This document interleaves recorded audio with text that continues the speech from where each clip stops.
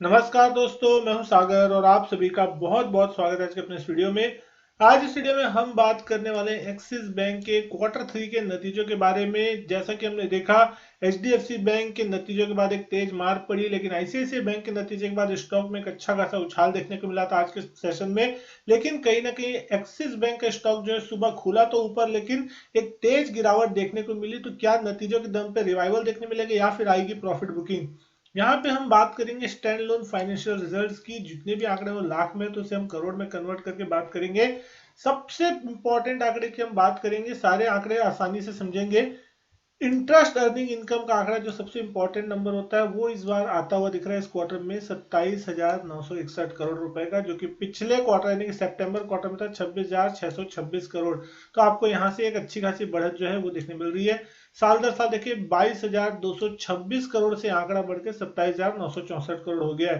तो ये था पहला नंबर, जो कि अच्छा खासा आपको देखने मिल रहा है, अच्छी साल दर साल बढ़त देखने को मिल रही है। लेकिन एक्सपेंडिचर कितना होता हुआ दिख रहा है, तो टोटल एक्सपेंस जो है, अगर आप यहाँ देखेंगे, कहीं ना कहीं 24,374 करोड़ का एक्सपेंस है, जो कि पिछले क्वार्टर में 23,028 करोड़ के आसपास था। तो क्वार्टर ऑन क्वार्टर एक्सपेंस भी बढ़ा है। पिछले साल ये एक्सपेंस 17,520 करोड़ था, जो बढ़ के 24,000 करोड़ के पार निकल रहा है। तो इनकम बढ़ी है, इंटरेस्ट अर्निंग इनकम।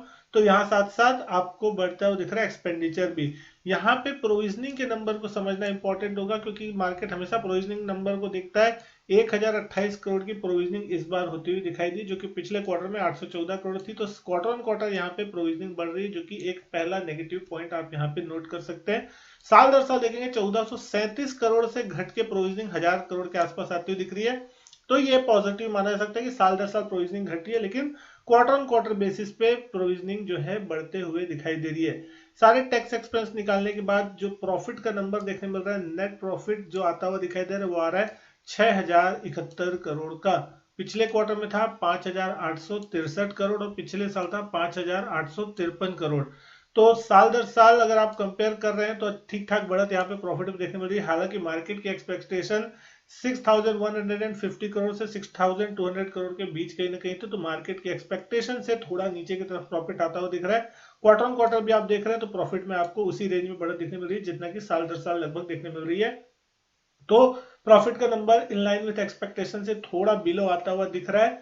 लेकिन अब कुछ इंपॉर्टेंस आंकड़े को अगर आप यहाँ पे समझने की कोशिश करेंगे, तो कैपिटल एडिक्वेसी रेशियो कितना आ रहा है, तो 14.88% इस क्वार्टर में, जो कि पिछले क्वार्टर में 16.56% था।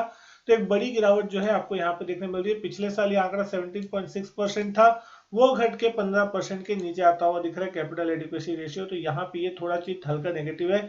ईपीएस की अगर बात करें, 19.69 रुपीज का ईपीएस जो है इस क्वार्टर में आ रहा है, जो कि पिछले क्वार्टर में था 19.03 और लास्ट ईयर था 19.04। यहाँ प्रॉफिट थोड़ा मार्जिनली बढ़ा है, तो आपको यहाँ पे लगभग लगभग ईपीएस में भी उसी रेंज से आपको एक बढ़त देखने को मिल रही है। लेकिन एनपीए किस तरीके से आता हुआ दिख रहा है, तो पहले ग्रॉस एनपीए की बात करेंगे। 1.58% पे ग्रॉस एनपीए आ रहा है इस बार का, जो कि पिछले क्वार्टर में था 1.73। तो अच्छा खासा इंप्रूवमेंट जो है क्वार्टर ऑन क्वार्टर बेसिस पे देखने मिल रहा है। साल दर साल देखें 2.38% से घट के एनपीए जो है आपका 1.58% पे आता हुआ दिख रहा है। तो यहाँ पे एक बहुत ही शानदार जो है इंप्रूवमेंट देखने मिल रही है। नेट एनपीए 0.36% पे आया है, जो कि पिछले क्वार्टर में 0.36% था, और पिछले साल सेम क्वार्टर में अगर आप देख रहे हैं तो 0.47% था। तो वहां से इंप्रूव होकर 0.36 पे नेट एनपीए आता हुआ दिख रहा है। तो कहीं ना कहीं जो नंबर है वो इनलाइन विथ एक्सपेक्टेशन है। क्वार्टर ऑन क्वार्टर प्रोविजनिंग बढ़ती हुई दिखाई दी, और साथ ही साथ प्रॉफिट में जो है बढ़त देखने जरूर मिल रही है साल दर साल क्वार्टर ऑन क्वार्टर। लेकिन अनुमान से थोड़े वीकर साइड में हल्के नंबर जो है प्रॉफिट के वो देखने मिल रहा है। एनपीए में एक अच्छा सुधार देखने को मिल रहा है, लेकिन कैपिटल एडिक्वेसी रेशियो जो है वो उसमें थोड़ी गिरावट देखने को जरूर मिली है। लेकिन आज के दिन स्टॉक किस तरीके से रिएक्ट करता हुआ दिखाई दे, तो आज आप स्टॉक के प्राइस के हिसाब से देखेंगे तो 1,090 के आसपास स्टॉक क्लोज होता हुआ दिखाई दे। 3% के आसपास की गिरावट थी। इंपॉर्टेंट लेवल के आसपास स्टॉक बंद होता हुआ दिखाई दे रहा है। वॉल्यूम जो थे वो लगभग अच्छे खासे दिखाई दिए। 1,90,00,000 शेयर के आसपास के वॉल्यूम आज के दिन हुए।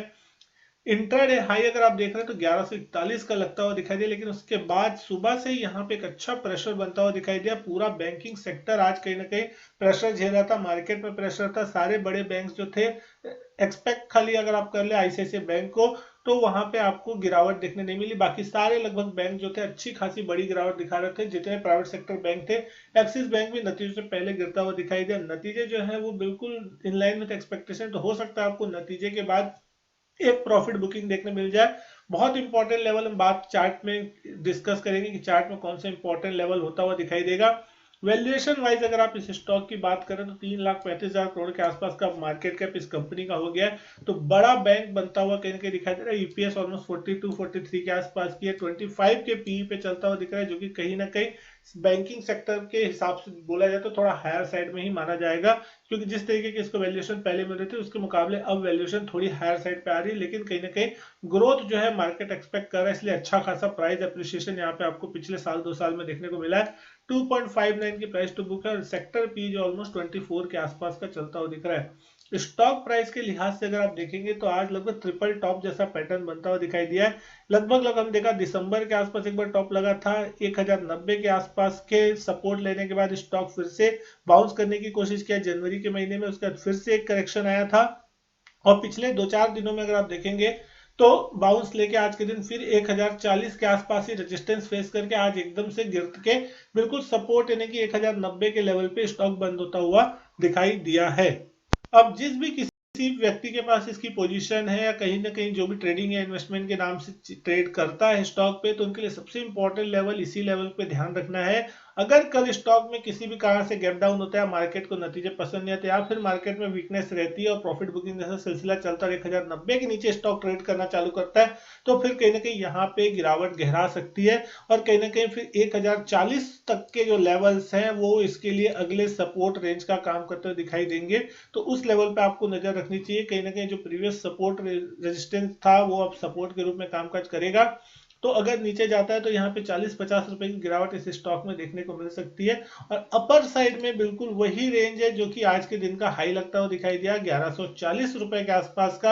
यानी 1140 के ऊपर अगर ये स्टॉक निकल जाएगा तो फिर ये स्टॉक अपनी रैली को कंटिन्यू करता हुआ दिख सकता है। तो जब तक इस स्टॉक इस रेंज में है तो रेंज में फंसा रहेगा, लेकिन अगर रेंज में किसी भी साइड ब्रेकआउट या ब्रेकडाउन होगा तो आपको उस साइड में एक डायरेक्शनल मूव इस स्टॉक में मिलता हुआ दिखाई देगा। तो कल का दिन का ओपनिंग सबसे इंपॉर्टेंट होगा। अब देखना होगा कि क्या यहाँ पे गैप डाउन होता है या फिर यहाँ गैप अप होता है, लेकिन कहीं ना कहीं जो नतीजे हैं मार्केट ने पचा के रखे हैं ऐसा मानना चाहिए, क्योंकि जिस तरीके के नंबर्स आते हुए दिख रहे हैं उसमें कोई ज्यादा तोड़फोड़ आपको देखने को नहीं मिल रही है।